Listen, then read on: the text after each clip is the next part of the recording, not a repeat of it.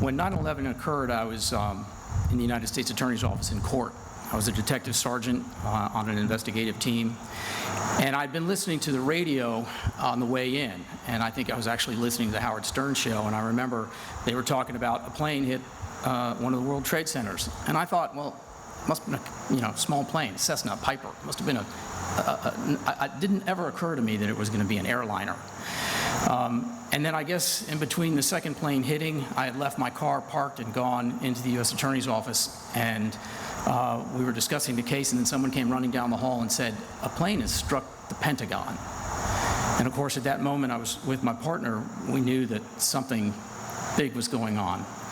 And so we excused ourselves, and in a moment that, as I was doing it, reminded me, and I'm sure many of you have seen the film Tora, Tora, Tora, I immediately made an equation with that moment because my partner and I were running into headquarters. And there's a scene in that film when two naval officers are running into a military headquarters facility to then send the word out. All my partner and I were doing was rushing in to say, what can we do?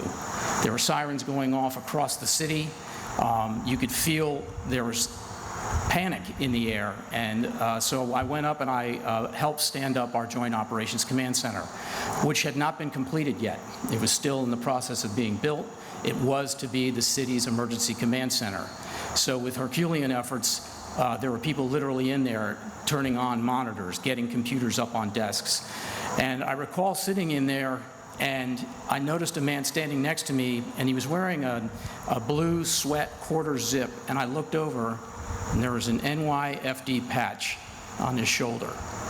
And we, at that point, were watching the towers burning, and we're already aware of debris falling and people jumping. And I remember turning to him, and he looked at me, and I don't know why he was there. He was, I guess, on some tour of the city or something, and I simply said, I'm sorry, because we both knew what was happening. I was then given another assignment to go into a fusion center where I was having a surreal moment of answering calls from government officials that a detective sergeant should not be talking to.